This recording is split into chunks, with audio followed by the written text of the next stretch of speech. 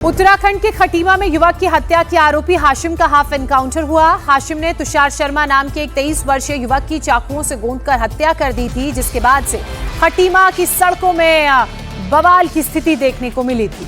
Police ने शनिवार को तुषार की फैमिली को 24 घंटे के अंदर आरोपी की गिरफ्तारी का अल्टीमेटम दिया था और तब से लगातार पुलिस मुख्य आरोपी हाशिम और उसके बाकी साथियों की तलाश कर रही थी, जिसके लिए छापेमारी भी चल रही थी। अब हाशिम के पैर में गोली मारकर खटीमा पुलिस ने उसे आखिरकार गिरफ्तार कर लिया है। इससे पहले गुस्साई भीड़ ने आरोपी की दुकान में आग लगा दी थी। तुषार शर्मा की हत्या के आरोपी को फांसी की सजा की मांग को लेकर बड़ी संख्या में लोगों ने शहर में प्रोटेस्ट किया। हालात को काबू करने उतरी खटीमा पुलिस को भीड़ पर लाठीचार्ज भी करना पड़ा। वहीं प्रशासन ने आरोपी के पिता की अवैध कब्जा कर बनाई गई चाय की दुकान पर बुलडोजर चलाकर उसे ध्वस्त कर दिया। अब भी खटीमा में बीएनएस की धारा 163 लागू की गई है। तो ये उस शख्स की फोटो आप देख रहे हैं जिसका हाफ एनकाउंटर किया गया है। इसका नाम हाशिम बताया जा रहा है। ये वही शख्स है जिसने 23 वर्षीय तुषार की चाकुओं से गोदकर हत्या कर दी। दरअसल इन लोगों में किसी बात को लेकर विवाद हो गया था। विवाद इतना बड़ा कि तुषार को मौत के घाट उतार दिया गया, जबकि 2 लोगों की हालत नाजुक बनी हुई है। में हुए तुषार शर्मा हत्याकांड के बाद लगातार पुलिस हाशिम जो मुख्य आरोपी उसकी तलाश कर रही थी। अब खबर आई है कि हाशिम का हाफ इनकाउंटर पुलिस की तरफ से किया गया है।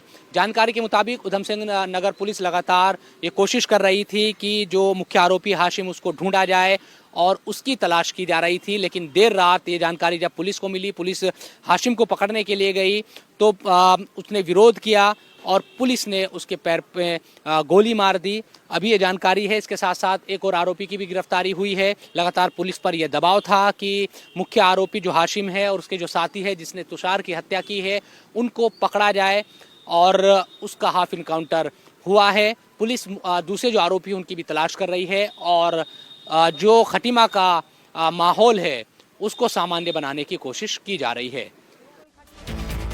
बनाने की कोशिश की जा रही है। ग्राउंड जीरो से हमारे सहयोगी शोएब रजा हमारे साथ जुड़ चुके हैं। शोएब, हमने देखा पुलिस स्टेशन के बाहर हलचल है, इसके अलावा वो इलाका जहां पर धारा 163 खटीमा में लगी हुई है, वहां किस तरह की स्थिति है और हाशिम को कब, कहां, कैसे गिरफ्तार किया गया? बिल्कुल, देखिए यही जानने की हम कोशिश करने के लिए कोतवाली आए हैं। सीओ साहब यहाँ पर मौजूद है। विमल, जो तस्वीर में भी आपको नजर आ रहे हैं कि हाथ जोड़े हुए जो आरोपी है जिसके पैर में गोली लगी है, वहाँ पर विमल जी भी है, सीओ है खटीमा के। विमल जी, आप बता पाएंगे कि किस तरह से इस आरोपी को पकड़ा गया और क्या पुलिस पर भी गोली चलाई थी इस आरोपी ने?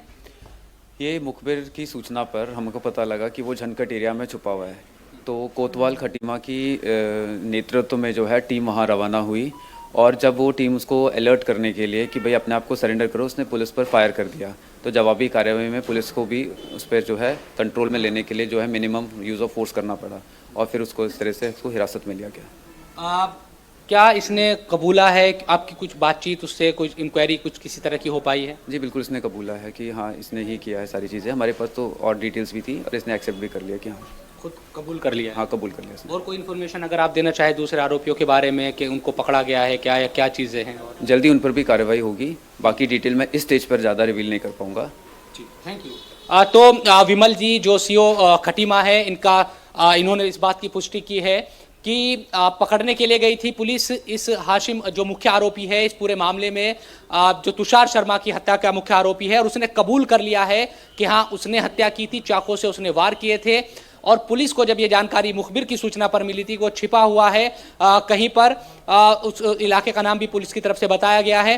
तो पुलिस जब वहां पर पहुंचती है तो आरोपी की तरफ से फायर किया जाता है और इसीलिए पुलिस की तरफ से फिर जवाबी जो फायरिंग की गई उसकी वजह से दाएं पैर में उसकी गोली लगती है हाशिम के और वो जख्मी हो जाता है। उसको गिरफ्तार कर लिया जाता है। जो तस्वीर सामने आई है उसमें हाथ जोड़े हुए हाशिम नजर आ रहा है पुलिस के सामने और वो एक तरीके से गलती उसने मान ली है अपनी कि हाँ उसी ने हत्या की है तुषार की। और आगे जो दूसरे आरोपी हैं उनके खिलाफ भी पुलिस की तरफ से कार्रवाई की जा रही है, उनको भी पकड़ने की कोशिश की जा रही है। लेकिन पुलिस के हाथ ये बड़ी सफलता इस लिहाज से, जाहिर सी बात है कि बड़ी सफलता हाथ लगी है, क्योंकि शोएब लगातार आप जो वहां से रिपोर्ट भेज रहे थे ग्राउंड जीरो से, तो हम देख रहे थे लोग काफी गुस्से में थे। तो फिलहाल परिवार के साथ आपकी बातचीत हुई होगी, तो परिवार की ओर से आपको क्या जानकारी मिली? आखिरकार ये जो शख्स है जिसको गिरफ्तार किया गया, जिस पर यह कत्ल का आरोप है, इसका क्या बैकग्राउंड है, किस वजह से हत्या हुई?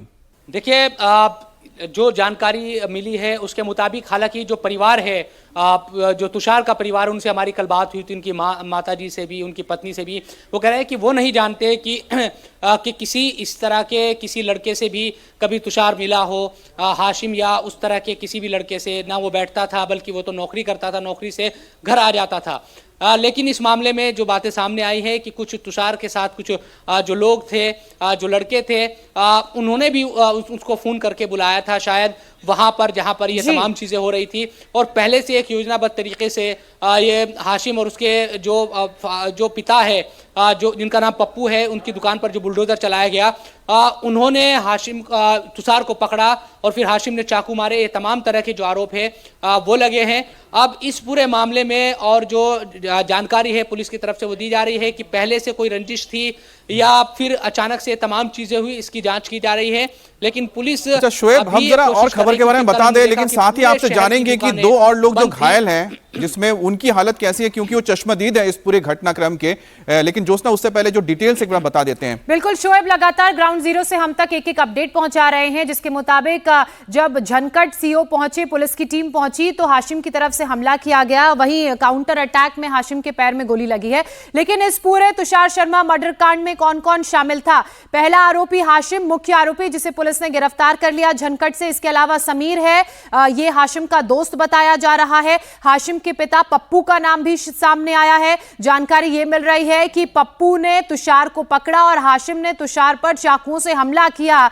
और पुलिस ने पूरे मामले में कार्रवाई करते हुए खटीमा के नजदीकी जो झनकट इलाका है, वहां से हाशिम को गिरफ्तार कर लिया। हालांकि जब पुलिस की टीम हाशिम को गिरफ्तार करने के लिए वहां पर पहुंची, तो हाशिम की तरफ से पुलिस पर फायरिंग शुरू कर दी गई और जवाबी कार्रवाई में हाशिम के पैर में गोली लगी। फिलहाल उसे अस्पताल में भर्ती कराया गया है और गिरफ्तार भी कर लिया है। अब पप्पू की अगर बात की जाए, जो हाशिम का पिता है, उसकी चाय की दुकान थी और उसने अवैध तरीके से जमीन पर चाय की दुकान जहां बनाई थी, वो सरकारी संपत्ति थी, उसे तोड़ दिया गया है।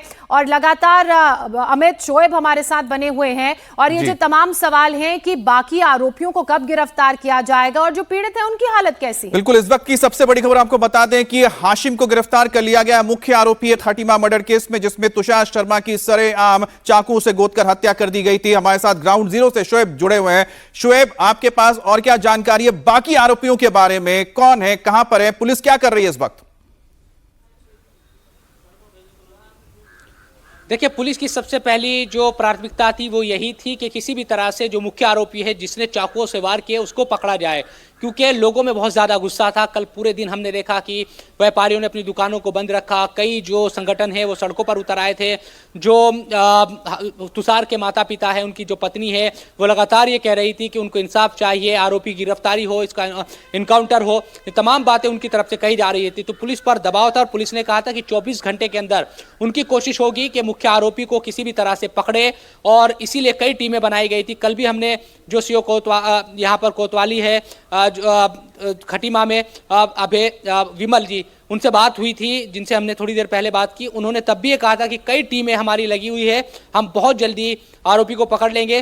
तो ये एक कहा जा सकता है कि पुलिस ने अपनी तरफ से एक कोशिश की है, तो ये कामयाबी भी मिली है। लेकिन जाहिर सी बात है कि 24 घंटे का वक्त दिया गया था। 24 घंटे का वक्त खत्म होने से पहले ही शोएब, आखिरकार पुलिस ने बड़ी कामयाबी हासिल करते हुए जो मुख्य आरोपी है हाशिम को गिरफ्तार कर लिया है। इसमें 2 और लोग भी बताया जा रहे हैं घायल हुए हैं, जो तुषार के साथ थे, जिसमें एक सलमान भी है। और खबर कुछ जगह पे यह भी आ रही है, जो लोकल सोर्स भी ये बता रहे हैं कि शायद सलमान को बचाते हुए ही तुषार के ऊपर यह हमला हुआ था हाशिम की ओर से। बहरहाल लगातार हम तक अपडेट पहुंचा रहे हैं हमारे सहयोगी शोएब इस वक्त ग्राउंड जीरो पर मौजूद है। लेकिन इस वक्त की सबसे बड़ी खबर, खटीमा में जो हिंसा हो रही थी उसके आरोपी को गिरफ्तार कर लिया गया। चलिए अमित, अगली बड़ी खबर का रुख करते हैं। खटीमा के बाद खबर गुजरात के अंबाजी से, जहां जंगल की जमीन को लेकर बड़ा बवाल हुआ। मौके पर पहुंची पुलिस पर 500 से ज्यादा ग्रामीणों ने पत्थर और धनुष बाण से हमला कर दिया। हमले में 47 पुलिस वाले और वन्यकर्मी घायल हुए हैं। और शनिवार दोपहर को यह घटना अंबाजी के पास पडलिया गांव में हुई है। पुलिस और वन विभाग के अधिकारियों के साथ राजस्व की टीम जंगल के सर्वे के लिए पहुंची थी, तभी उनके ऊपर घात लगाकर हमला कर दिया गया।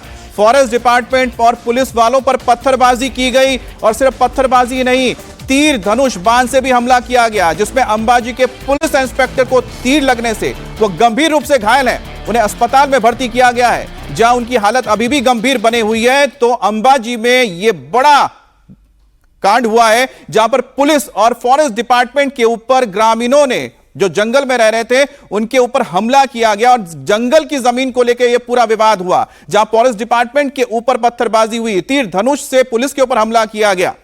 अब अंबाजी बनासकांठा के बारे में भी आपको बता देते हैं। अंबाजी बनासकांठा जिले का मशहूर तीर्थ स्थल है। यहीं अंबाजी के पास गब्बर रोड पर यह पत्थरबाजी और हंगामे की घटना घटी। घटना की खबर जैसे ही अंबाजी पुलिस और आसपास के थाने की पुलिस फोर्स को पहुंची तो मौके पर सभी आ गए। ग्रामीणों के हमले में घायल पुलिसकर्मी और दूसरे लोगों को पालमपुर सिविल अस्पताल और प्राइवेट हॉस्पिटल में ले जाया गया है। तनाव को देखते हुए पुलिस फोर्स को पूरे इलाके में तैनात किया गया है। दरअसल जंगल में जमीन का सर्वे करने जब वन विभाग की टीम पहुंची तो वन विभाग और पुलिस की टीम के साथ राजस्व टीम भी पहुंची और उसी दौरान ग्रामीणों ने उन पर हमला बोल दिया। दाता तहसील के अंबाजी से करीबन 12 किलोमीटर दूर पाडलिया गांव में सर्वे नंबर 9 की जो कि फॉरेस्ट की जमीन है, वहां पर नर्सरी और प्लांटेशन का काम चालू था। काम के दौरान फॉरेस्ट डिपार्टमेंट, पुलिस डिपार्टमेंट और रेवेन्यू डिपार्टमेंट की टीमें वहां पर मौजूद थी। काम जब चल रहा था तब करीबन 2:30 बजे के आसपास अंदाजित 500 से भी ज्यादा लोगों ने ये टीम पर हमला किया है, जिसमें 47 जितने लोग इजाग्रस्त हुए। ये जो हमला किया वो प्री प्लान्ड और कोऑर्डिनेट लग रहा था। करीबन 500 से भी ज्यादा लोगों ने पत्थर, गोफन और धनुष और तीर कामठा से ये हमला किया था। हाल में पुलिस एफआईआर और आगे की जो भी कार्यवाही करने की प्रक्रिया है वो प्रगति में है। यूपी के बहराइच के कई गांवों में आदमखोर भेड़ियों का आतंक थमने का नाम नहीं ले रहा। आए दिन भेड़िए लोगों पर हमले करते हुए जा रहे हैं और इसी क्रम में कैसरगंज इलाके में मां के साथ सो रही एक मासूम बच्ची को भेड़िया उठाकर ले गया और जब तक लोग कुछ समझ पाते तब तक भेड़िया मासूम को उठाकर खेतों में जा चुका था। सूचना पर पहुंची पुलिस और वन विभाग की रेस्क्यू टीम ने ऑपरेशन की शुरुआत की। आदमखोर भेड़िए को मार गिराया। तो खूंखार भेड़िया जिसने एक मासूम को अपना निशाना बनाया, जब मां के नजदीक बच्ची सो रही थी तो उसे वहां से उठाकर ले गया। जब तक गांव वाले, आसपास के लोग कुछ समझ पाते तब तक भेड़िया बच्ची को खेतों में ले जा चुका था। हाथों में बंदूक लेकर आदमखोर की तलाश हो रही है। चप्पे चप्पे को ध्यान से देखा जा रहा है। खेत खलिहान सब खंगाले जा रहे हैं क्योंकि खूंखार भेड़िए के आतंक से पूरा गांव दहशत में है। बहराइच के कैसरगंज थाना क्षेत्र के मजरे जरुआ गांव में दिल दहला देने वाली घटना सामने आई है, जहां घर के आंगन में मां के साथ सो रही 1 साल की बच्ची पर भेड़िए ने अटैक कर दिया और उसे उठाकर ले गया। चीख सुनकर जागी मां ने शोर मचाया, जिसके बाद कुछ लोग उसके पीछे भागे, लेकिन वो भाग निकला। घटना की सूचना पर पहुंची पुलिस और वन कर्मियों ने जब भेड़िए और मासूम की तलाश की तो घर से करीब 1.5 किलोमीटर दूर बच्चे के शव के अवशेष मिले, जिसे वन विभाग ने जांच के लिए भेज दिया है। ये गई थी अपने नानी को वहाँ घूमने के लिए, तो वहाँ सो रही थी मम्मी के साथ, और मम्मी के साथ सो रही थी तो भेड़िया आया और उठाया। मम्मी जगी, उसके पीछे पीछे दौड़ी, छीन नहीं पाई। भेड़िया गन्ने में घुस गया और भेड़िया लेके चला गया। फिर उसके बाद में गांव वाले ने, उनके परिवार वाले ने सब मिल के ढूंढे, तब हड्डी मिली, थोड़ी थोड़ी 4 हड्डी मिली। घटना को लेकर लोगों में जबरदस्त गुस्सा है, क्योंकि इस इलाके में भेड़िए के हमले की ये कोई पहली घटना नहीं है। बीते 4 महीने में आदमखोर भेड़िए के हमले में एक बुजुर्ग दंपत्ति समेत 10 लोगों की जान जा चुकी है और 30 से ज्यादा लोग घायल हो चुके हैं। ऐसे में एक्शन में आई वन विभाग की टीम ने रेस्क्यू ऑपरेशन शुरू किया। जल्दी ही वो आदमखोर भेड़िया नदी किनारे नजर आ गया। नदी किनारे पानी पी रहे भेड़ियों को वन विभाग के शूटर ने मार गिराया। इसके बाद ग्रामीणों ने राहत की सांस ली। वन विभाग ने एक और भेड़िए को मारने में सफलता हासिल की है। इलाके में अब तक 5 भेड़िए मारे जा चुके हैं। हालांकि डीएफओ की माने तो इलाके में अभी और भेड़िए मौजूद हैं। ऐसे में ऑपरेशन जारी रहेगा ताकि वो लोगों को नुकसान न पहुंचाए।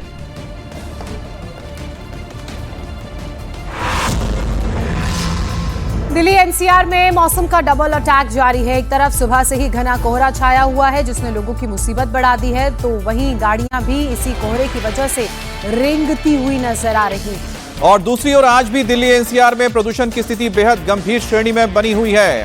दिल्ली का AQI आज 450 के पार है और कई इलाकों में AQI 400 के आसपास ही है, जिसके चलते ग्राफ 4 का तमाम जो पाबंदियां हैं वो लागू कर दी गई है। अब ऐसे में दिल्ली NCR में सभी तरह के कंस्ट्रक्शन के काम पर रोक लगी है। BS3 पेट्रोल, BS4 डीजल गाड़ियों के चलने पर पाबंदी लग गई है और आने वाले कुछ दिनों तक इसी तरह से घना कोहरा आपकी जिंदगी को और मुश्किल बनाने जा रहा है। मौसम विभाग की तरफ से भी ये कहा गया है कि NCR में कोहरा कुछ दिनों तक रहेगा और कोहरे की वजह से विजिबिलिटी भी प्रभावित होगी और परेशानी की बात ये लोगों के लिए है, क्योंकि आने वाले दिनों में घने कोहरे से बहुत घना कोहरा होगा। इसका अलर्ट मौसम विभाग की तरफ से जारी किया गया है। राजधानी दिल्ली में कोहरे ने दस्तक दे दी है। इस समय हम दिल्ली के अक्षरधाम फ्लाईओवर पर मौजूद हैं और तस्वीरें आपको दिखा रहे हैं NH24 की, जहां पर दिल्ली से मेरठ जाने वाले रास्ते पर आपको फॉग ही फॉग नजर आ रहा होगा। जो गाड़ियां यहां से निकल रही है वो धीरे धीरे आगे बढ़ रही हैं। सभी गाड़ियों की जो हेडलाइट है वो आपको यहाँ पे ऑन नजर आ रही होगी, क्योंकि सुबह सुबह कोहरे से स्थिति इस प्रकार है कि 50 मीटर की विजिबिलिटी भी मुश्किल से यहाँ पर हो पा रही है। दूसरी तरह अगर आप देखेंगे तो अक्षरधाम मंदिर की तस्वीरें हम आपको दिखा रहे हैं। अक्षरधाम मंदिर भी पूरी तरीके से कोहरे की चादर से ढक चुका है। दिल्ली में प्रदूषण से भी स्थिति खराब है। दिल्ली कोहरे और प्रदूषण की दोहरी मार झेल रहा है। कल दिल्ली में जो AQI ओवरऑल AQI का आंकड़ा है वो 400 पार कर चुका था। आज भी उसी तरीके की स्थिति बनी हुई है। आज दिल्ली का ओवरऑल AQI 464 है, जो कि बेहद गंभीर श्रेणी में आता है, जिसके चलते CAQM ने एक ही दिन में पहले ग्रैप 3 और फिर ग्रैप 4 की पाबंदी लगा दी है। दिल्ली NCR में अब ग्रैप 4 की पाबंदियां लागू हैं। सुबह सुबह अगर आप अपने घरों से बाहर निकल रहे हैं तो आपको इसी तरीके की तस्वीरें नजर आ रही होंगी। अब दिल्ली के साथ साथ पूरे उत्तर भारत में ठंड का प्रकोप देखने को मिला है। उत्तर प्रदेश से लेकर महाराष्ट्र तक सुबह से ही कोहरा छाया हुआ है। मौसम विभाग की माने तो यूपी के कई जिलों में अगले 3 दिनों तक घने कोहरे की मार झेलनी होगी।